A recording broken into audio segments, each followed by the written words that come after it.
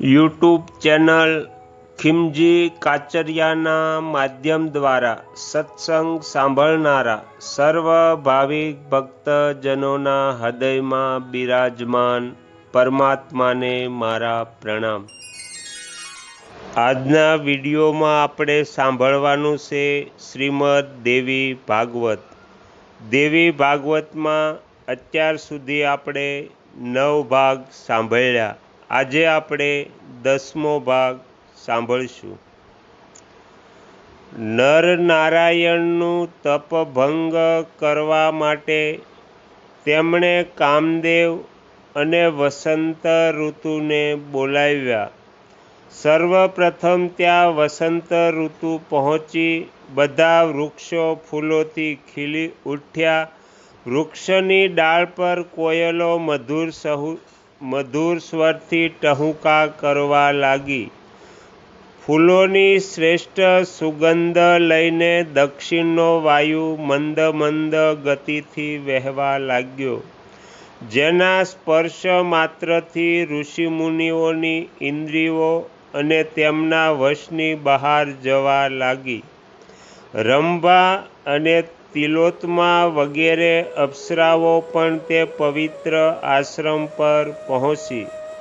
તે બધી અપ્સરાઓ સંગીત કળામાં નિપુણ હતી।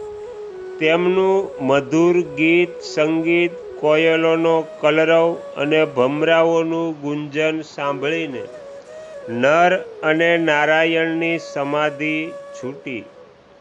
ઘણી બધી અપ્સરાઓ નરનારાયણે જોઈ। કામદેવની આ વિશાળ સેના જોઈને નર અને નારાયણ ખૂબ જ આશ્ચર્યચકિત થયા।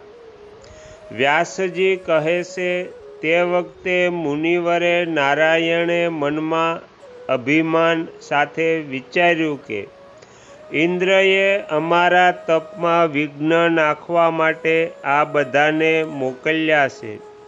અત્યારે તપસ્યાનો પ્રભાવ બતાવવો અત્યંત આવશ્યક છે। આ પ્રમાણે વિચાર કરી નારાયણે પોતાનો હાથ સાથળ ઉપર પછાડ્યો અને તરત જ એક સ્વર્ગ સુંદર સ્ત્રીને ઉત્પન્ન કરી। તે સ્ત્રી ઉર્વશી અત્યંત સુંદર હતી।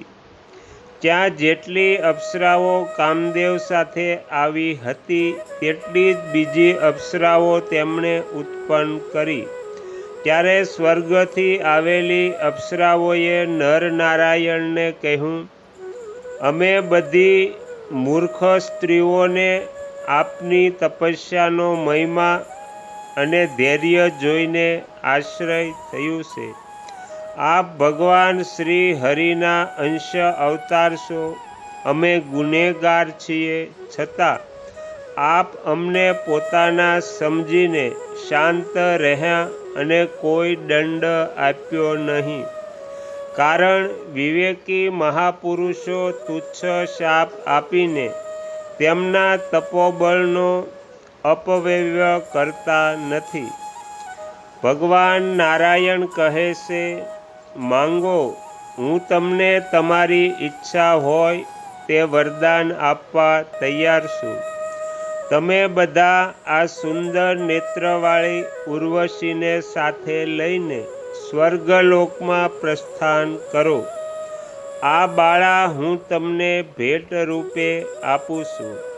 અપ્સરાઓ કહે છે, મહાભાગ, તમે જો અમને ઈચ્છાવર આપવા ઈચ્છો છો તો આપ અમારા પતિ થવાની કૃપા કરો। અમારે આ જ વરદાન જોઈએ છે। અમે બધા આપની સુંદર સેવા કરીશું। ભગવાન નારાયણે કહ્યું, હે સુંદરીઓ, અમે અહીં પૂરા 1000 વર્ષ સુધી તપ કર્યું છે, તો પછી અમે તમારા તપનો નાશ કઈ રીતે કરીએ? અમને કામ વગેરે સુખની લેશ માત્ર ઈચ્છા નથી। અપ્સરાઓએ કહ્યું, આપ અમને બધી રીતે સ્પર્શ સુખ આપવા માટે વચનબદ્ધ થવાની કૃપા કરો। વ્યાસજી કહે છે, અપ્સરાઓની વાત સાંભળી ધર્મપુત્ર નારાયણ મનમાં હવે શું કરવું તે વિચારવા લાગ્યા. અહંકારને લીધે આ સ્થિતિ પેદા થઈ હતી. તેથી મહાત્માઓ કહે છે કે આ સંસારરૂપી વૃક્ષનું મૂળ અહંકાર છે. પ્રથમ હું અપ્સરાઓના સમાજ જોડે વાર્તાલાપ કરવામાં જોડાયો અને ત્યાર પછી ધર્મનો દુરુપયોગ કરીને નવી અપ્સરાઓની રચના કરી. હવે મારે શું કરવું જોઈએ? મારે ક્રોધ કરીને આ સ્ત્રીઓનો ત્યાગ કરવો જોઈએ. વ્યાસજી કહે છે, મુનિવર નારાયણે આવો વિચાર કર્યો ત્યાં જ તેમને થયું કે ક્રોધ એ મોટામાં મોટો શત્રુ છે. જગતમાં કામ અને લોભથી પણ ક્રોધ વધારે ભયંકર છે. તે પોતાના શરીરને જ પહેલાં બાળે છે. મહાત્મા નર કહે છે, નારાયણ, ક્રોધનો ત્યાગ કરો. પૂર્વકાળમાં અહંકારના દોષના લીધે જ આપણે બંને આપણી તપસ્યા ખોઈ બેઠા હતા. તે સમયે આપણામાં ક્રોધ અને અહંકાર બંને જાગૃત થયા હતા. તેના કારણે દૈત્યરાજ પ્રહલાદ સાથે આપણું યુદ્ધ થયું. દેવતાઓના 1000 વર્ષ સુધી આપણે લડતા રહ્યા. ત્યારે આપણે અપાર દુઃખ ભોગવવું પડ્યું. માટે કૃપા કરી ક્રોધનો ત્યાગ કરો. જન્મેજય પૂછે છે, મુનિવર, ધન અને સ્ત્રી માટે પરસ્પર કલેશ થાય છે, પણ નર નારાયણને તો કશાની સ્પૃહા ન હતી. તો પછી આવું ભયંકર યુદ્ધ કેમ થયું? ધર્માત્મા પ્રહલાદ પણ સારી રીતે જાણતા હતા કે નર નારાયણ સનાતન પરમ પુરુષ છે. તો પછી તેમણે નર નારાયણ સાથે યુદ્ધ શા માટે કર્યું? વ્યાસજી કહે છે, રાજન, જ્યારે ભયંકર એવા હિરણ્યકશ્યપુનું મૃત્યુ થયું ત્યારે તેમના પુત્ર પ્રહલાદને રાજગાદી પર બેસાડ્યા. દાનવરાજ પ્રહલાદ દેવતાઓ અને બ્રાહ્મણોના સાચા ઉપાસક હતા. એક સમયની વાત છે.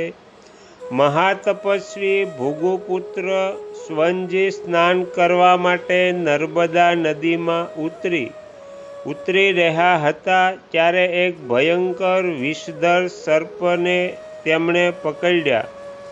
મુનિવર સ્વનજીને લઈને તે નાગ પાતાળમાં પહોંચ્યો. સર્પના પકડવાથી તેમને મનમાં ભગવાન વિષ્ણુનું સ્મરણ કર્યું કે તરત સાપનું ઝેર ઉતરી ગયું. ત્યારે સાપે ગભરાઈને ચ્યવન મુનિને છોડી દીધા અને વિચાર્યું, આ મુનિ અત્યંત તપસ્વી છે. તે ક્રોધાવેશમાં આવીને મને શાપ ન આપી દે. ત્યાર પછી સ્વન મુનિએ નાગો અને દાનવોના નગરમાં પ્રવેશ કર્યો. મુનિ એક દિવસ તે નગરમાં ફરતા હતા. ત્યારે ધર્મવત્સલ દૈત્યરાજ પ્રહલાદજીએ તેમને જોયા. તેમણે મુનિની પૂજા કરી અને પૂછ્યું, ભગવાન, આપ અહીં પાતાળમાં કઈ રીતે આવ્યા? મને સત્ય હકીકત જણાવો. ચ્યવન મુનિએ કહ્યું, રાજન, હું સ્નાન કરવા માટે નર્મદાના પવિત્ર તીર્થમાં ગયો હતો. ત્યાં મને એક મહાન સર્પએ પકડી લીધો. રાજેન્દ્ર, હું આ રીતે અહીં આવી ગયો, તેથી આપના દર્શનનો લાભ મળ્યો. તો અહીંયા શ્રીમદ દેવી ભાગવત 10મો ભાગ સમાપ્ત થાય છે. હવે પછીના વિડીયોમાં આપણે 11મો ભાગ સાંભળીશું. તમે તમારો કિંમતી સમય આપી એકાગ્ર ચિત્તે પ્રસન્નતાપૂર્વક શ્રીમદ દેવી ભાગવત સાંભળ્યું એ બદલ હું આપ સૌનો ખૂબ ખૂબ આભાર વ્યક્ત કરું છું અને આશા પણ રાખું છું કે તમને આ શ્રીમદ દેવી ભાગવત સાંભળવું ગમ્યું હશે. જો ગમ્યું હોય તો બીજા 5 લોકોને પણ સંભળાવજો. શ્રી નવદુર્ગા માતની જય. આગળના વિડીયો જોવા માટે આ ચેનલને સબસ્ક્રાઈબ કરો અને જો આ વિડીયો પસંદ આવ્યો હોય તો લાઈક કરો.